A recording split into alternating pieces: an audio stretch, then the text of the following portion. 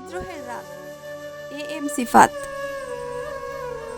আজও সেই কাকপক্ষীর অন্ধকারে শহরের গলির ভেতর শুয়ে আছে ছিন্ন মেঘের মতো আমার সমস্ত ব্যথা, কিন্তু কেউ জানে না আমি যে হাঁটছি আমার জুতোর নিচে রক্ত শুকিয়ে যায়, বুকের ভেতর জমে থাকা ক্ষোভ চিৎকার হতে চায়, কিন্তু শহর ঘুমিয়ে আছে হাজার মৃত আত্মার ভিড়ে। আমি বিদ্রোহ করেছি একা, নিজেরই বিরুদ্ধে।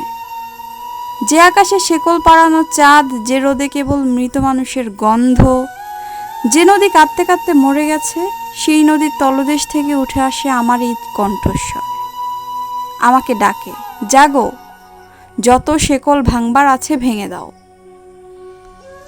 তবু আমি জানি এই পৃথিবী এত সহজ নয়। মাঠের ধান কেটে নিয়েছে লোভ, নদীর বুক চুরি করেছে আগুনের শহর, শিশুরা শ্বাস নেয় ধোয়ার গন্ধে, মায়ের চোখে মুছে গেছে স্বপ্নের রেখা। তবুও কোথাও এক অদৃশ্য অরণ্য আছে, যেখানে রাতের পাখিরা বিদ্রোহের গান গায় মৃত মানুষের কানে কানে, যেখানে ভোর একদিন সত্যিই নতুন হবে।